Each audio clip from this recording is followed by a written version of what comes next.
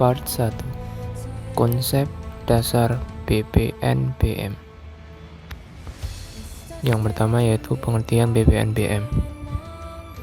BPNBM itu adalah salah satu jenis pajak yang dikenakan atas penyerahan barang kena pajak dan impor barang kena pajak yang sifatnya itu tergolong mewah. Seperti itu teman-teman. Lanjut ke latar belakang dikenakannya BPNBM. Nah, ini ada 4 jenis. Yang pertama yaitu perlu keseimbangan antara konsumen penghasilan rendah dan tinggi. Lalu ada pengendalian konsumsi atas BKP yang tergolong mewah, pelindungan terhadap produsen kecil, dan pengamanan terhadap penerimaan negara.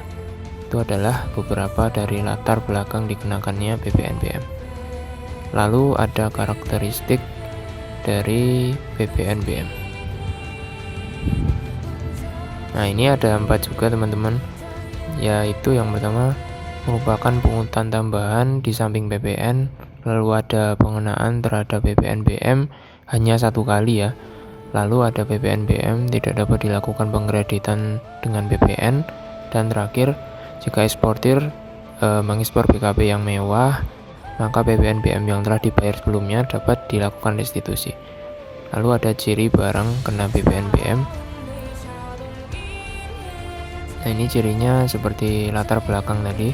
Yang pertama, perlu keseimbangan pembebanan pajak antara konsumen berpenghasilan rendah dan tinggi. Lalu ada pengendalian konsumsi BKP mewah. Lalu ada pelindungan terhadap produsen kecil dan perlu untuk mengamankan penerimaan negara.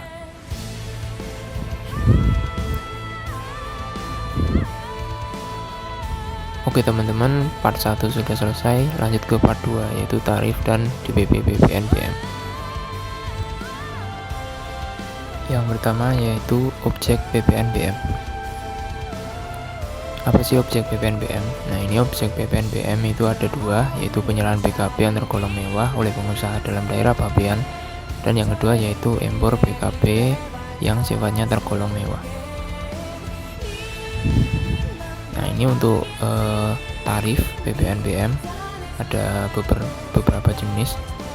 Yang pertama yaitu tarif 20%. Nah, ini dikenakan untuk rumah townhouse jenis Monstrata Title dengan harga jual 20 miliar rupiah. Lalu ada apartemen kondominium sebesar 10 miliar rupiah atau lebih. Nah, ini 2 jenis ini dikenakan tarif 20%. Lalu ada tarif 40%.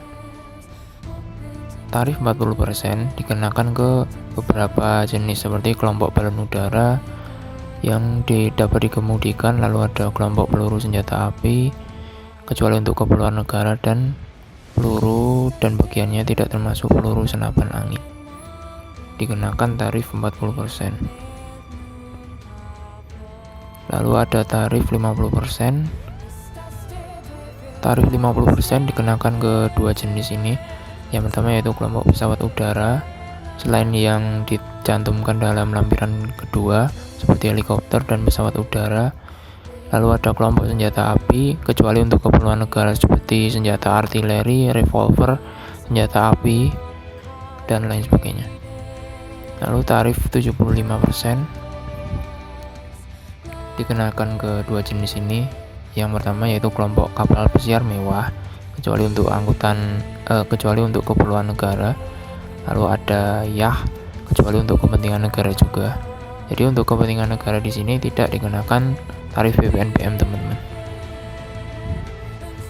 Lalu untuk tarif kendaraan. Untuk tarif kendaraan bermotor sendiri ada beberapa jenis. Ini tercantum di PMK 33 tahun 2017. Ada dikenakan tarif 10%, 20%, 30%, 40%, 50% sesuai dengan yang tercantum di lampiran PMK 33 tahun 2017. Untuk lampiran 6 ini ada kendaraan bermotor roda 2 antara 250 sampai 500 cc itu yang dikenakan BPNBM. Oke teman-teman, lanjut ke part 3 yaitu soal dan bahas. Oke teman-teman, ini soal saya ambil dari ujian UAS tahun lalu, tahun 2019-2020. Oke, untuk soal nomor 52, pernyataan yang benar mengenai BPNBM, jawabannya yang D ya teman-teman. Jadi jika BPNBM itu merupakan pajak tambahan atas BKP yang terutang BPN, dengan demikian transaksi yang dikenakan BPNBM itu pasti dikenakan BPN. Lalu untuk soal nomor 54 yang termasuk BKP tergolong mewah yang dikenakan BPNBM, jawabannya adalah B ya, yaitu pistol. Itu sesuai dengan peraturan pemerintah nomor 61 tahun 2020. Lalu soal selanjutnya, PT Mobil Dhuwur merupakan BKP distributor balon udara, didapat dari pabrikan dalam negeri. Ketika PT Mobil Dhuwur menjual balon udara tersebut, jawabannya yang B ya, karena BPNBM hanya dikenakan satu kali pada saat penyerahan oleh pabrikan atau impor. Oke teman-teman, demikian video dari saya. Terima kasih karena telah menyimak dan juga mohon like dan komennya juga ya. Terima kasih.